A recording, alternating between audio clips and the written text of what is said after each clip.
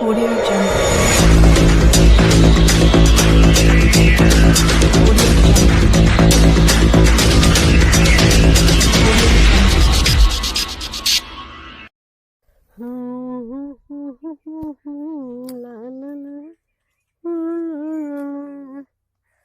नमस्ते, प्रणाम।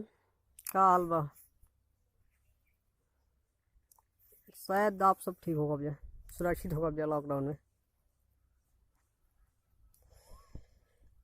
रोज सुबह के बीच में टाइम पास खाती, मनोरंजन खाती, एंटरटेनमेंट खाती आप सबके बीच में बहुत जल्द कॉमेडी आ रहा वाली सन।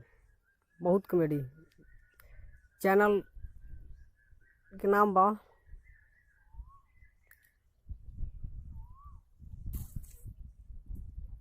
बीके चंद्रवंशी कॉमेडी। फिलहाल तो अभी हमने के बनी है गाँव में, अपना गांव में खुद लॉकडाउन में पकड़ाइल बनी है, जने तने बनी है सब कुछ भी। तो बहुत अच्छा होता वीडियो।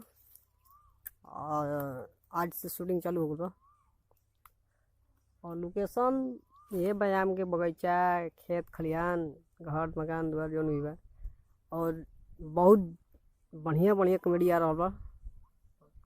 ज़्यादा से ज़्यादा मात्रा में बढ़िया ही भोजपुरी के जितना भाषा बा उतना भाषा में कॉमेडी आई।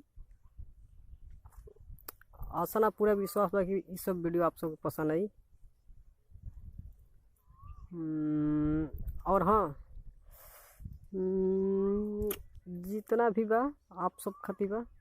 और आप सब बीके चंद्रवंशी कॉमेडी के जो चैनल बा, इस चैनल के सब्सक्राइब करिए और शेयर करिए जितना हो सके। आप सबके बहुत बहुत धन्यवाद।